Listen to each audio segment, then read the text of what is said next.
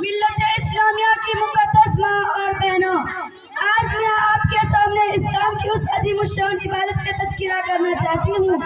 جس پر اسلام کی پوری عمارت کی بنیاد ہے، جو اسلام کے 5 ستونوں میں سے ایک اہم ستون اور اسلام کے 5 ارکانوں میں سے ایک اہم رکن ہے، جس کو آپ صلی اللہ علیہ وسلم نے اپنی آنکھوں کی ٹھنڈک اور مومنوں کی معراج قرار دیا ہے، جس کو اللہ کے حبیب صلی اللہ علیہ وسلم نے ایمان اور کفر کے درمیان فرق کرنے والی عبادت قرار دیا ہے، جو معیاری انسانی اور شان بندگی ہے۔ اس مقدس اور عظیم عبادت کو ہم نماز کے نام سے جانتے ہیں۔ قرآن و حدیث میں ایمان کے بعد جس درجہ نماز کی تاکید آئی ہے اور قرآن و حدیث میں نماز پڑھنے کے جو فضائل و فوائد اور نماز چھوڑنے پر جو وعیدیں بیان کیے گئے ہیں، کسی اور عمل کے بارے میں اس قدر فضائل و وعیدوں کا تذکرہ نہیں کیا گیا ہے۔ بعض علماء کے مطابق اللہ تعالیٰ نے قرآن مجید میں 80 سے زائد مرتبہ نماز کا تذکرہ کیا ہے، تو بعض آیات میں نماز کی فضیلت اور اس کے شرعی حکم کو بیان کیا ہے،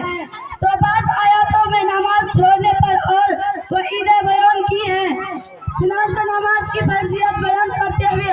اللہ رب العزت ارشاد فرماتے ہیں، وَأَقِیمُوا الصَّلَاةَ وَآتُوا الزَّکَاةَ وَارْکَعُوا مَعَ الرَّاکِعِینَ کہ اے مسلمانوں نماز قائم کرو، یعنی نماز کو اس کے فرائض و واجبات اور سنن و مستحبات اور وقت کی پوری پابندی کے ساتھ ادا کرو، زکوٰۃ ادا کرو اور رکوع کرنے والوں کے ساتھ رکوع کرو۔ دوسری جگہ ارشاد ربانی ہے، ان الصلاۃ تنہی عن الفحشاء والمنکر بے شک نماز مسلمان مرد عورت پر مقررہ وقتوں میں فرض ہے۔ ملت اسلامیہ کی مقدس ماں اور بہنوں، قرآن و حدیث میں نماز کے بے شمار فضائل و فوائد بیان کیے گئے ہیں، چنانچہ اللہ رب العزت ارشاد فرماتے ہیں، ان الصلاۃ تنہی عن الفحشاء والمنکر۔ اس آیت بلا شبہ نماز وہ عبادت ہے جو انسان کو بے حیائی اور برے کاموں سے بچاتی ہے۔ دوسری آیت میں اللہ رب العزت مسلمانوں کو نماز کے ذریعے مدد حاصل کرنے کا حکم دیتے ہوئے ارشاد فرماتے ہیں، وَاسْتَعِینُوا بِالصَّبْرِ وَالصَّلَاةِ کہ صبر اور نماز کے ذریعے مدد حاصل کرنے کا حکم دیتے ہوئے ارشاد فرماتے ہیں، ان الذین آمنوا وعملوا الصالحات واقاموا الصلاة وآتوا الزکاة لهم اجرهم عند ربهم ولا خوف علیہم ولا هم یحزنون۔ اس آیت کا ترجمہ یہ ہے کہ بے شک جنہوں نے ایمان لایا